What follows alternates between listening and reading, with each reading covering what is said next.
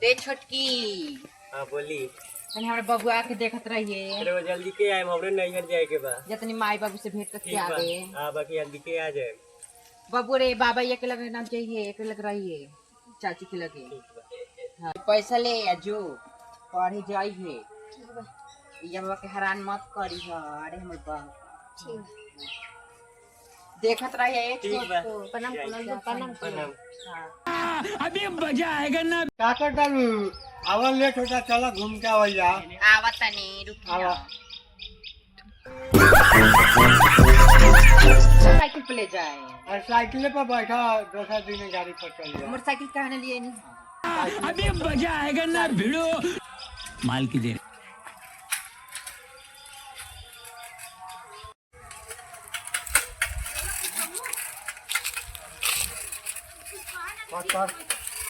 खाना देना बहुत ऐसे भूख लगल ना रही तेरे मतारी खाली हमरा दे को बोल सके सब काम ना कर, सब खाना दे बहुत।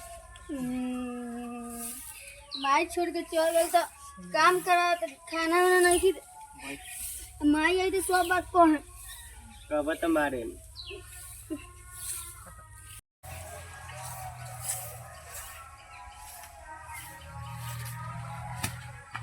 अब जाता हूँ चाची से खाना मांगे, बहुत देर से भूख लगल।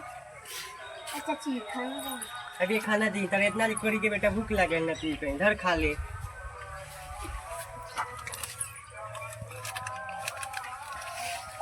अपने दाल भात खाता नहीं, हमरा के रोटी या नमक देता है। त खा तर त मतारी बोझ छोड़ के हमरा चल गए। माई के और सब को कब त मारे काने चल गेल ममर के अपने साथ है मम्मी के मारा नु छोड़ के चल गई है मातारी या खाना मांगता रहा ना मार कस के मारा। खाली हमरे बोझ पर आवा का कहिए त लोग लेके जाए। माई हीरोइन बन के चल गई है। सब माई के कोई मारा मारा देखा बोला था बहुत तेज बा। क्या बोलते रे इतना खाना देता नहीं ना दे है ले। हां जो काम धंधा कर पहला तो मेरी याद में होके तन्हा दिन भर काम करवा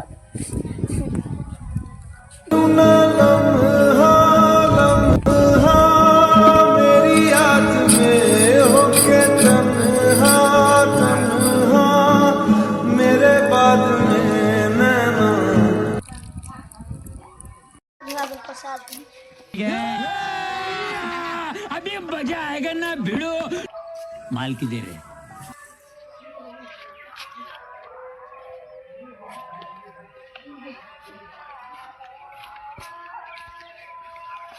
तनी कपड़ा उपड़ा सब धो देनी या तनी ये सब खाना में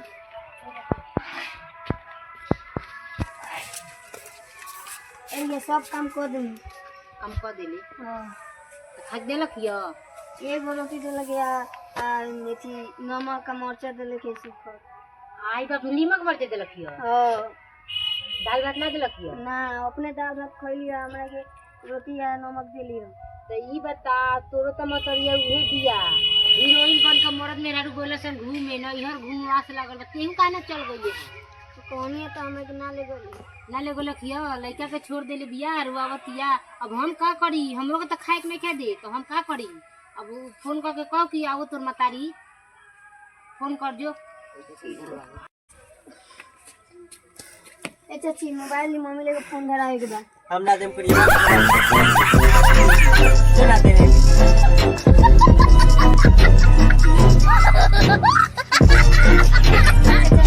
मम्मी लेके फोन धरावे के बा। चाची मारत है मोबाइल। कहां गइल बिया तोर मामा यहाँ किकरे जरे पापा जौरी तोरा के अकेले काहे छोड़ देलक तोर मम्मी। ले जाके तो ना ले गई। ले आई बात कर। हेलो हाँ मम्मी घर आओ, चाची खाना नहीं खी दे, दिन भर काम कराओ तारी खाली मारो तारी। आ दादी से कहनी है तो दादी के खाना नहीं खी दे। ठीक बा खाली दिन भर काम करत है की नहीं कर चल आ तो फिर लड़का के मारत या का दोनों बाप रे मार काय मत है। मन ना छोड़ के चल गई इतनी से मैं बोझ दे के जाए पर बतावा छोड़ के चल गल रहा है। ये कहनी कि ले चला त ना ले गई काय मारत बजा से खाली खाना दे खाना दे खाना दे जा खाना ना दे मारता खाना ना दे दिन भर काम काम दे और मन ना रल के माई तो तुम आती का भइल भैया का भइल काहे झगड़ा होता मांगे जरानी 12 मर लेगी हम लगे का भइल भैया क्या रे साला रह के ये जब हमें लड़का के तो भरोसा पर छोड़ के गई आते हमें लड़का के कितना खटवावत रे हमें लड़का के मार के दिन भर कपड़ा धोवा तो हम का करी हम तो सुता रही आई पूरा देख तो लड़का के काम करा के मुंगा देले बा चल साला चल छोड़ दी बुढ़िया के बोलाई बुढ़िया के खर्चा करे के ए क्या रे साला छोरा जो नल के छोड़ी ना झाड़ छोड़ी पापा को मर रहे चलिए वो बुढ़िया के बोलाई लो फैसला बुढ़िया हो कहाँ बने रे? बाहर निकल। सब चलो सब झगड़ा पहले बार से बुढ़िया के बाहर निकल ओकरो खाना लेके दे तोरा के रात के बनी तो आने भरोसा पर लड़का झगड़ा के करवा देले बे पूरा दुनिया आई लड़का का कोई सब पहले बारू ओकरा के देता रू जा ऊ बना के बोला था कि दूध रोटी देत रहली हमर से खाना रोटी दे देत रहली तरला नहीं रे आई खाना लड़का लेके के रोज लगा अरे ई छावड़ा झूठ बोलेला मैंने खाना देले आके त इतना दूर फिर लड़का तारी कहां झगड़ा बोलता चल तारी झगड़ा चल दिन भर चुपचाप बंटवारा कर दी रहूगा दिन भर काम करो तो आज बाकी बटवा देता लियो हां अलग हम अलगे रह के बा बात किया से ले बड़ हम अलगे रह के बा एक में ना ना जाए तो बड़की मां जरूरत छोड़ दे ना एक में हमनी से नारायण सन हमनी से अलगे रह हम सन का खाए हम का एक ही जाओ मारो तीन जब दिया हमरा काम तीन दिन रहिए 3 दिन हमरा में 3 दिन ओकरा में अलग रह बस हां अलगे रह हम सन बटवारा हमनी के चाहिए हम कहां बटवारा करा 3 दिन ओकरा में रहिए तो 3 दिन हमरा में रहिए सब भाई छावड़ा के करते होता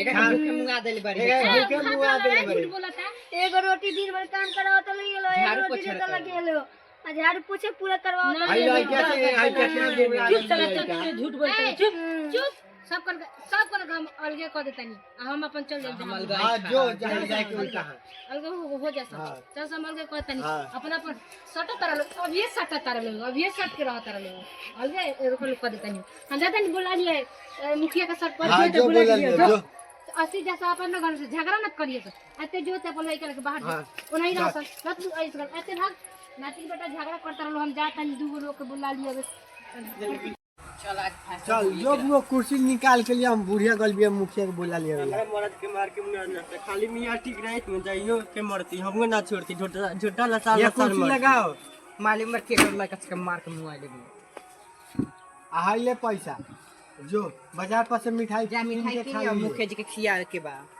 ये तो मुखिया जी के ले ले हां सब कुछ करवा ला बटवारा करा के हां आज नहीं काहेला झगड़ा साला कलुआ कइले बा चल देखल जाओ कहां बा कलुआ आ गनी केना बारा सो हां बादी शायद चला चला बोली ना चाची की बटवारा लगा घर के जमीन के बंटवारा करेगी बा घर द्वार की हां अब का बा कलुआ अरे आ गई अब बुढ़िया ये कागज ला पहले घर के सब जमीन के कागज लिया